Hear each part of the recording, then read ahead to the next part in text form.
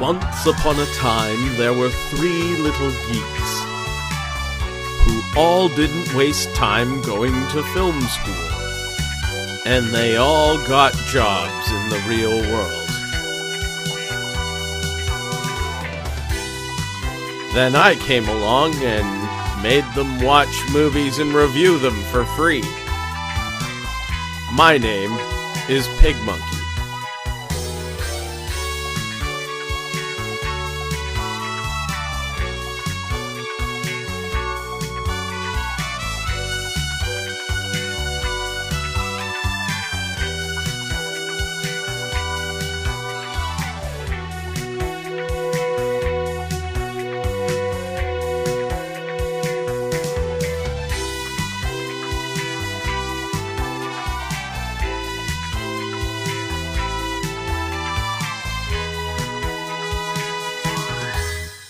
Good morning, geeks. Good morning, Pig Monkey! And welcome to our second episode this month of Real Geeks, where we are free of cosmic beings from the Marvel Universe trying to destroy us and hidden away from the machines, so we're probably good! Don't invite them. They might hear you. And we're here to discuss Charlie's Angels. And for those of you who have been watching on a regular basis, all 3 of you, so first of all, thank you. And second, you're well aware of the fact that I have been looking forward to this for so long. Now, this is, as Mickey and I discussed in our Gemini Man review, where that was a 90s action film done badly. Mm-hmm. This is basically a 90s action film done, I would say, well, some would say not as badly, and I would not argue with those people. Yeah, it wasn't bad by any regards. No. It's just they don't make movies like this anymore for a good reason. So, as our plot here is Naomi Scott starring as Elena Hoffman, a scientist slash computer programmer slash hacker. Because again, 90s movie formula, so we have to cram the word hacker in as many times as we can. Yeah. And quite frankly, as someone who has seen the first season of Nash Bridges, I have seen this plot so many times. Has there been a reboot of that? There were reports that they were going to do it. So we're talking the original Nash Bridges? Yeah. Okay.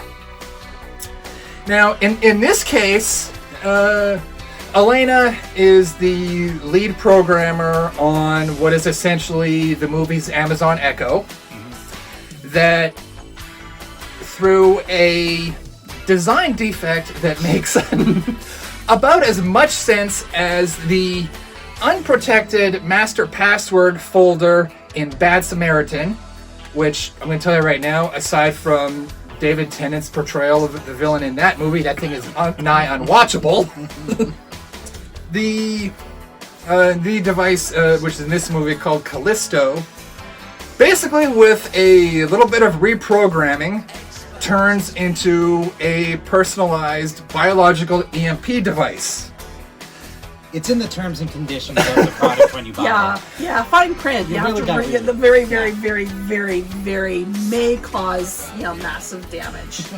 Now, also, and a bit of personal trivia here, this is a concept that I created for short stories I was writing when I was 14, which should tell you an awful lot about the main plot of this movie.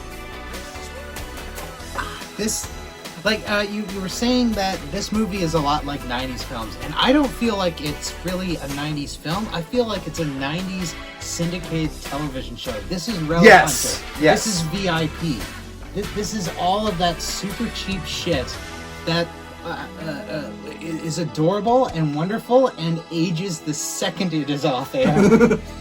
Oh, well, and also, just to add to that, the way that Elena is first contacted by the Angels is, again, as 90s as you can possibly get.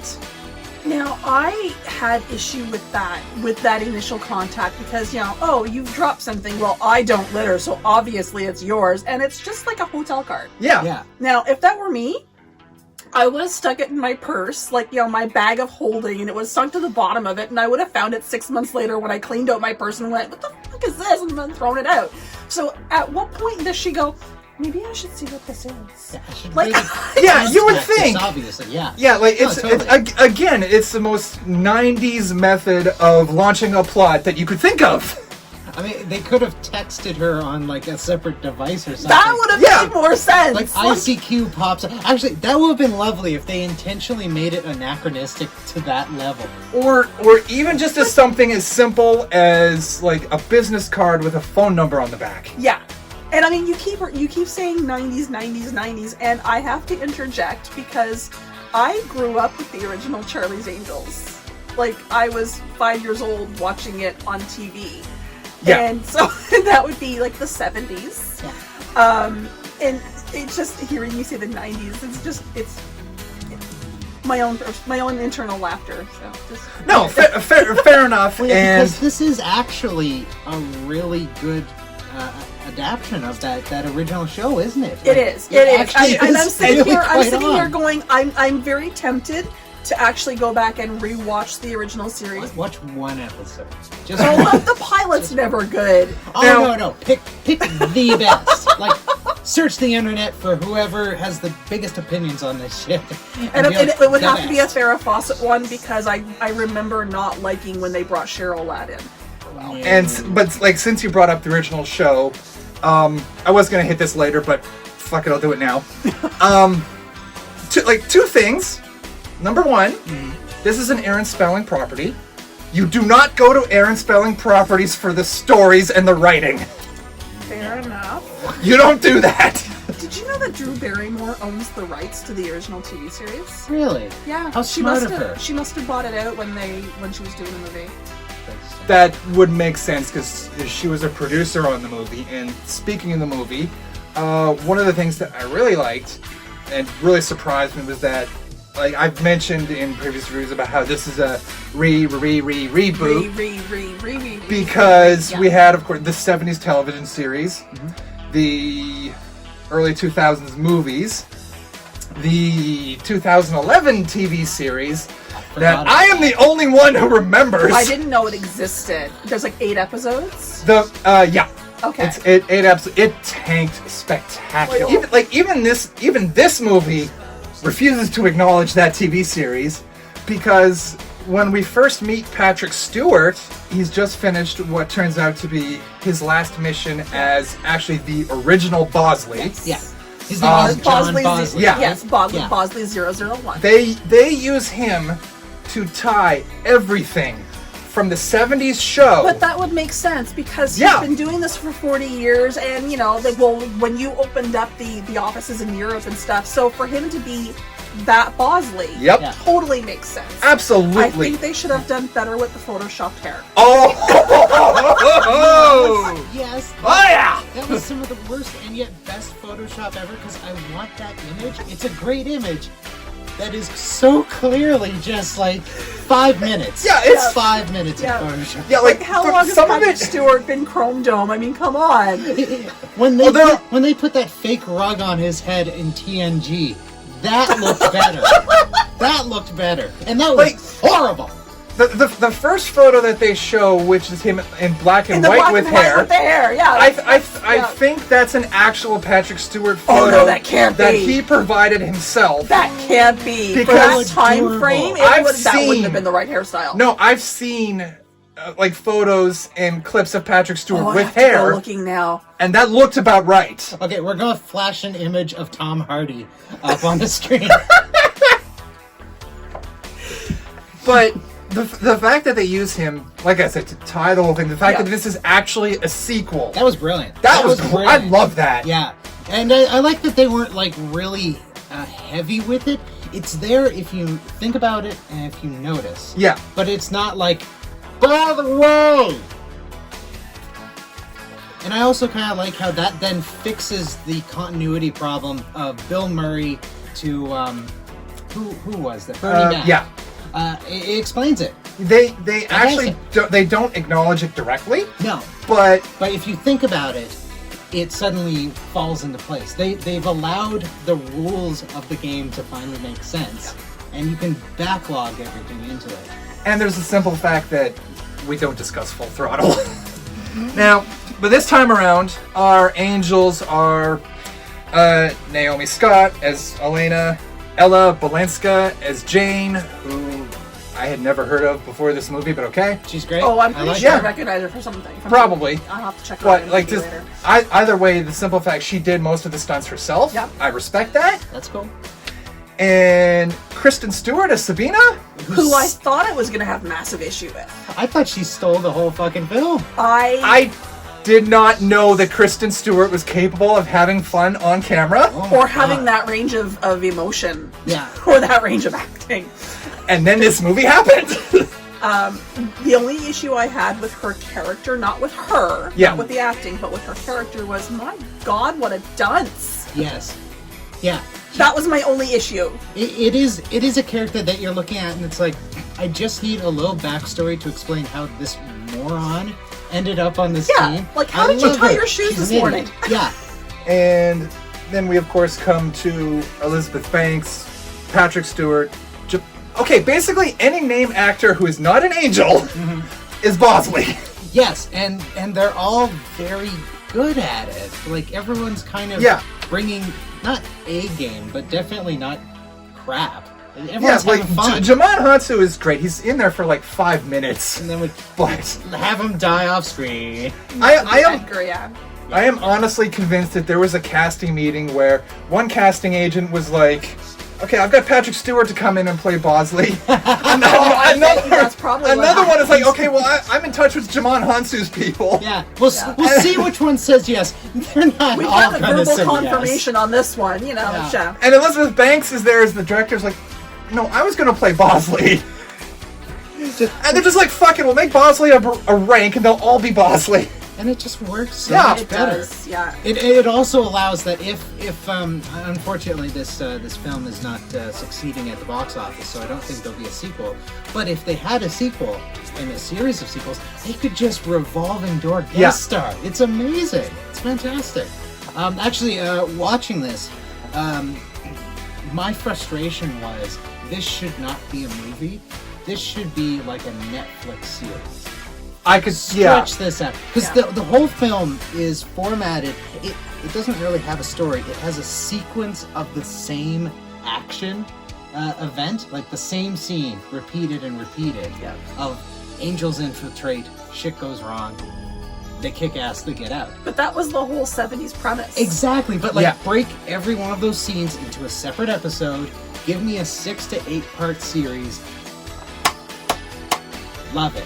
I think also at this point we're gonna go to the spoiler Thank part because Yeah. again there are so many things here that you can't discuss without going into detail.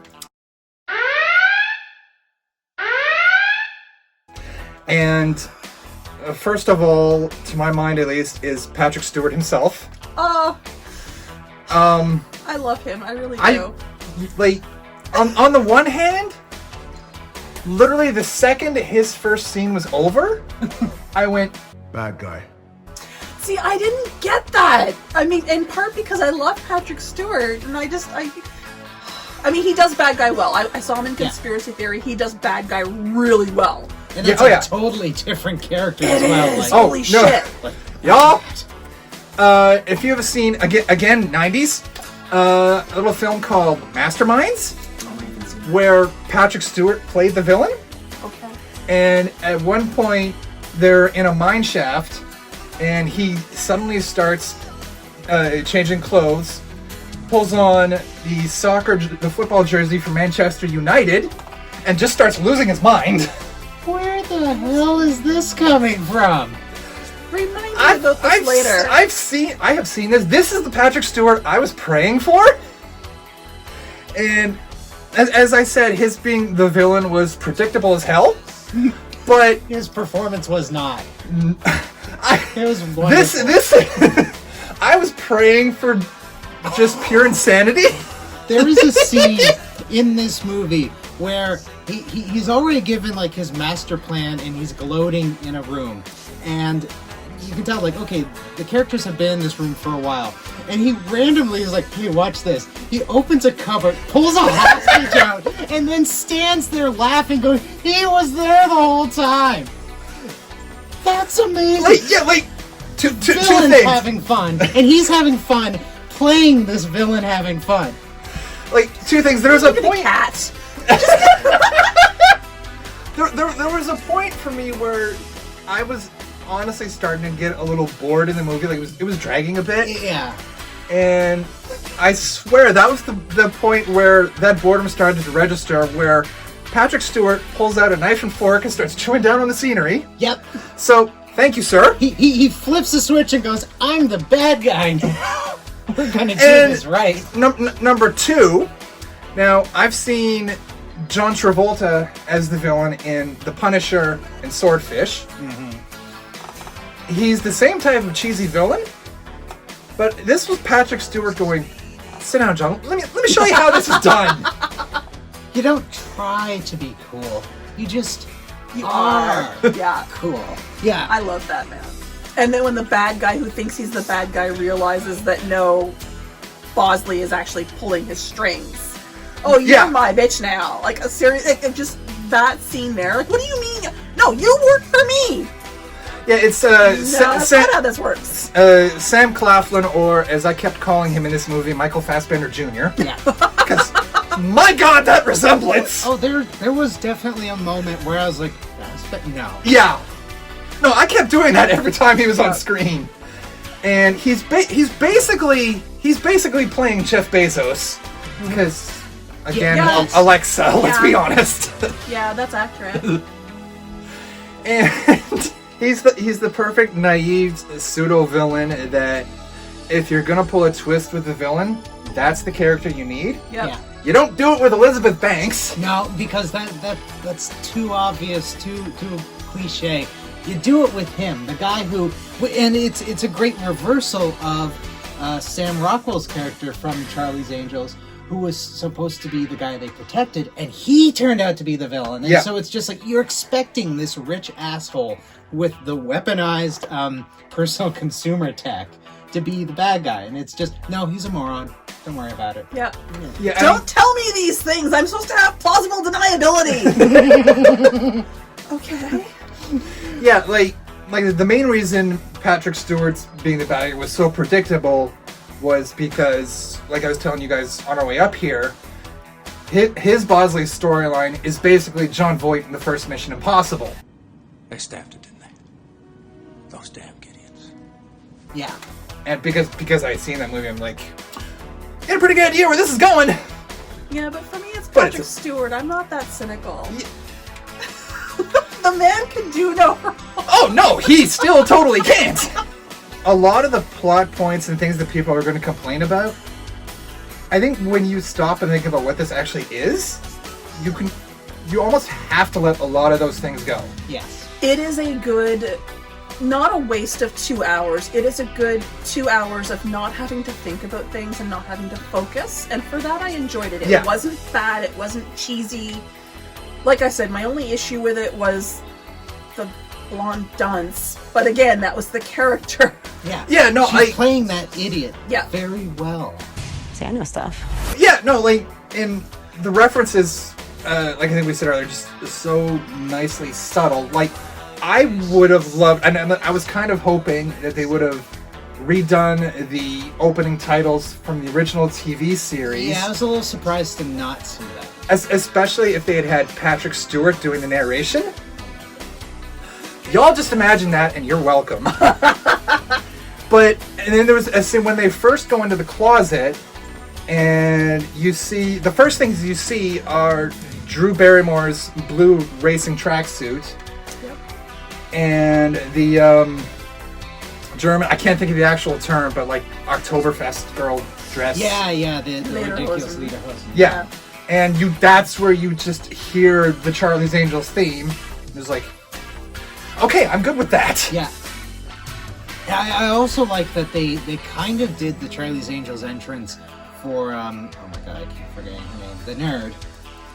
where they're like, here's her growing up, here's Yes. all Elena that Hoffman. stuff. Yeah, Yeah. exactly. And it's like the theme's not there, but you're seeing the same setup, and so this is a film that doesn't try to really trick you about anything. It telegraphs everything, and from that moment on, you know that by the end of this, she's going to end up with them, and it's actually kind of it's not a smart movie, but it's intentionally stupid. It knows what it's doing to be silly, and so you're watching an origin film of an angel, and they've managed to do it without being boring and cliche and okay, and then you go there, Yeah, and then like you there do are this. there are references that are so subtle that in the back of my mind I'm kind of going, I'm not sure if they meant to do that because I don't think this movie is actually smart enough. If you mean the references to Sabrina, I think they were intentional. Well, no. What I was actually thinking was, like I said earlier, with Patrick Stewart's character, with that story, like that could have been a Mission Impossible reference. That could have been entirely by accident. The scene where the angels get bombed in their hotel room. The Drew Barrymore Charlie's Angels does the same thing where they blow up the agency. That could have been a reference. That could have been coincidence. And at that point in time, I still had faith in Patrick Stewart.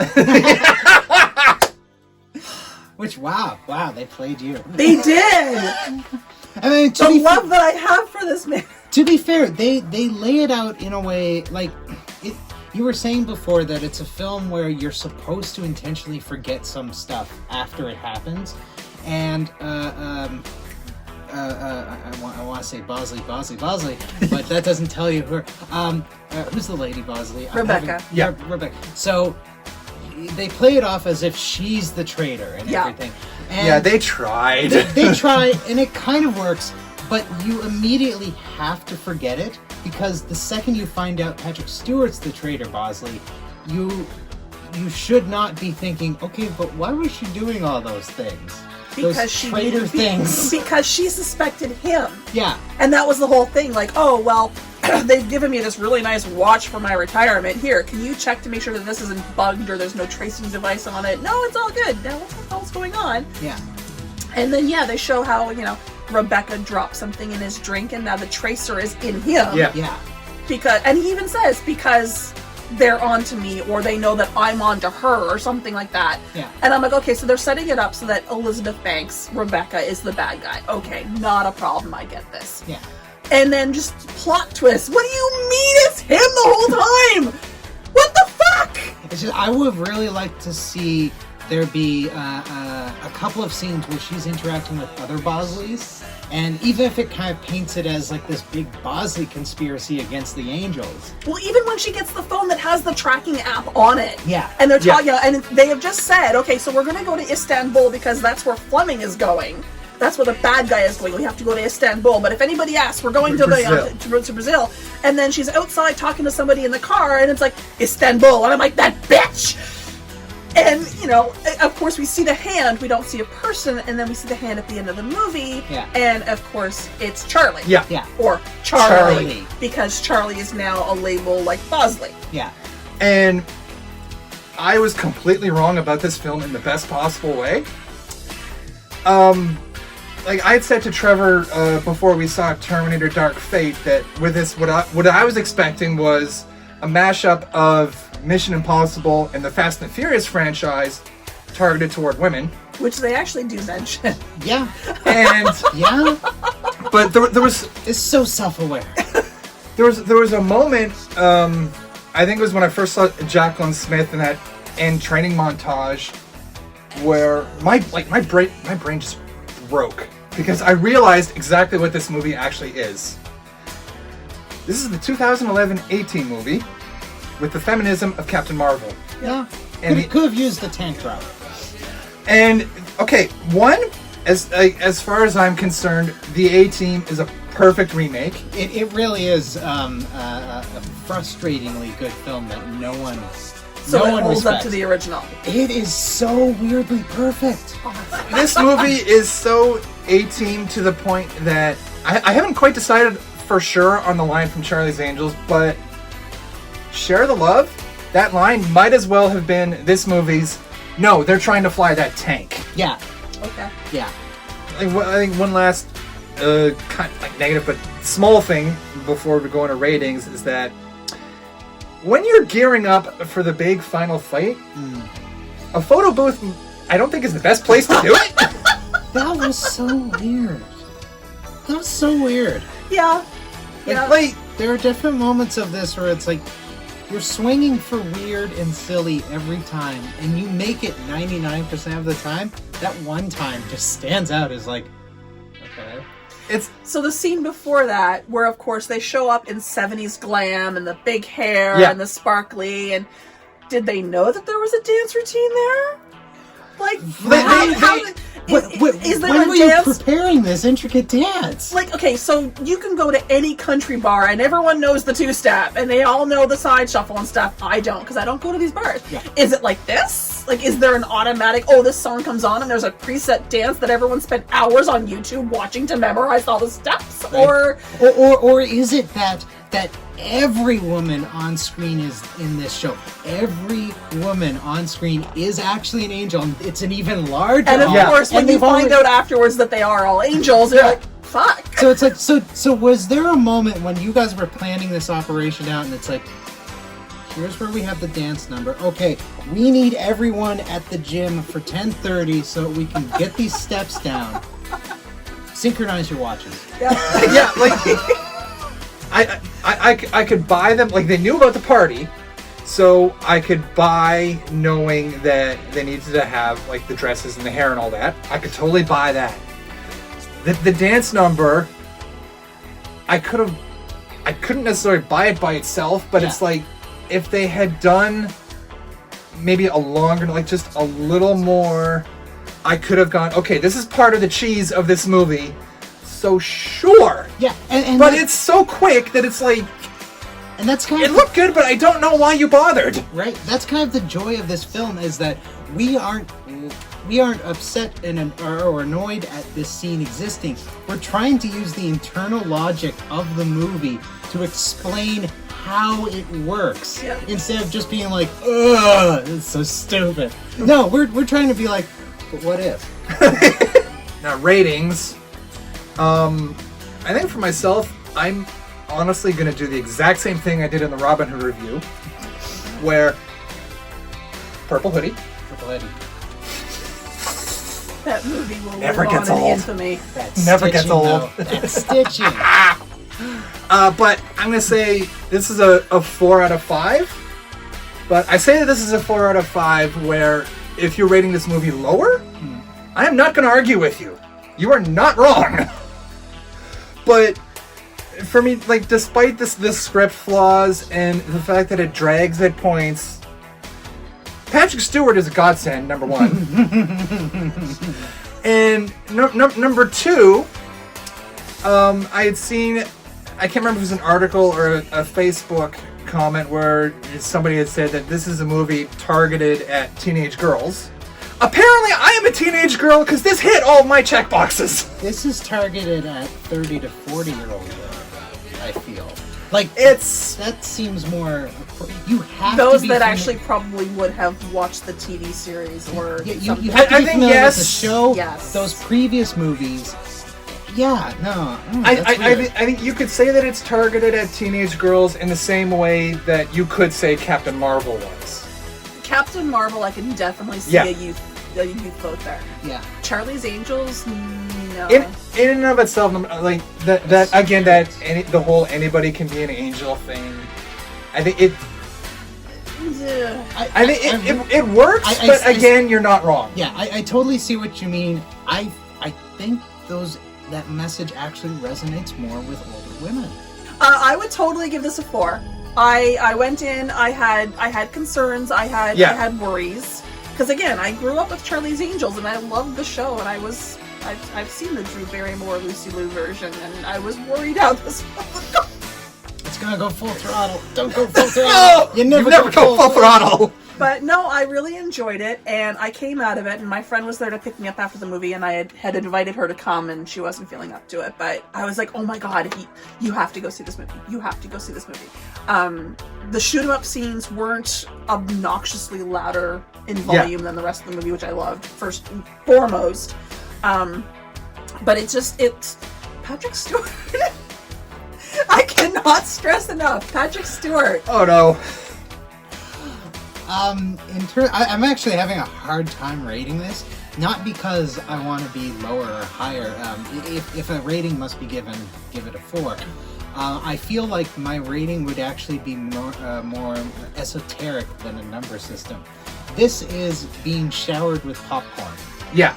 This is someone standing over you with like one of those 5-pound bags of popcorn and just pouring it on you, and you're sitting there going, yeah.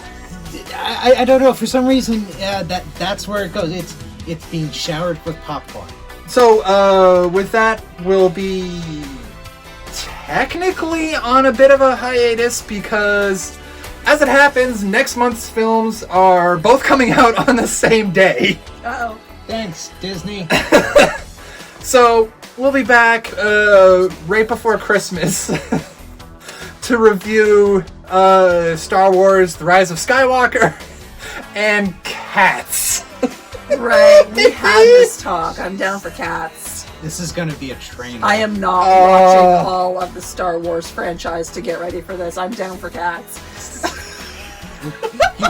Sorry, you have to rewatch Star Wars and you just don't intrinsically know every single shot.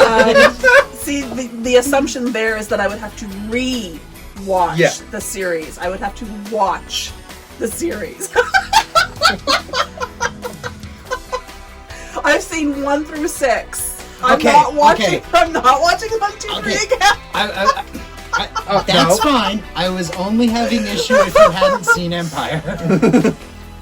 What do you mean? I only saw them like 5, 6, 7 years ago, and that's because I figured if I most of my friends watch these movies, I should probably see what the hell's going on. But my favorite thing in this entire exchange here, this woman has been on this show since Peppermint, and she's still censoring herself! Earlier. I love that when you said those I fucking exuberantly. I love how when you said those fucking movies, your voice dropped to a whisper. I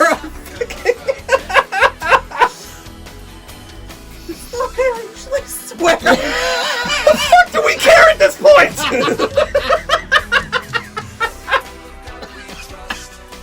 I'm a parent and I'm a business person. Come on. Oh yeah, like we really do this to make money. The funny thing is, my kids, like, my ex, he actually censored Buffy's Once More with Feeling, Spike's song, because my daughter was there watching it. Tried to fast forward. She turns around, Dad, have you met my mother?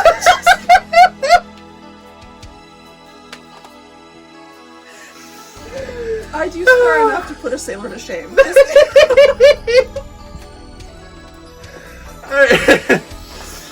So, on that note, since the Halcon community team is also on hiatus for now, I really have nothing to pitch.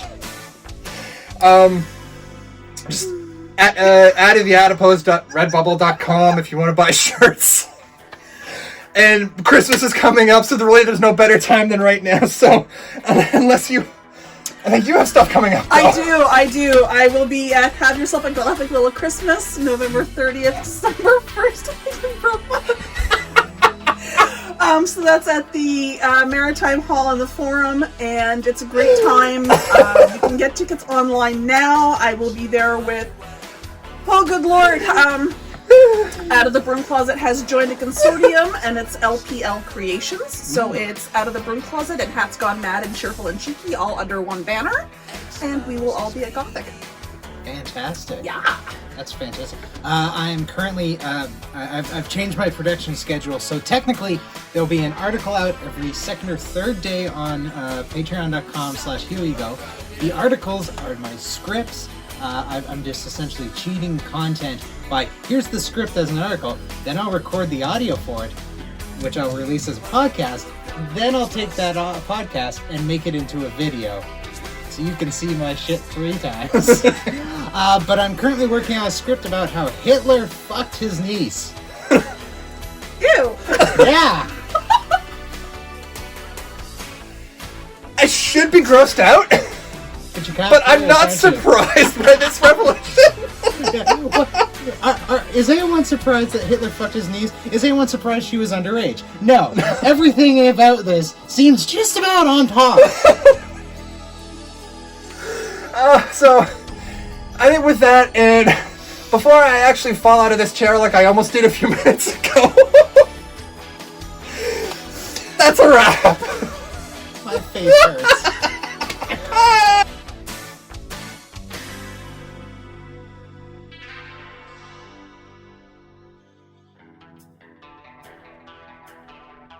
Don't forget to hit those like and subscribe buttons, share this video with your friends, and drop us a line anytime you like.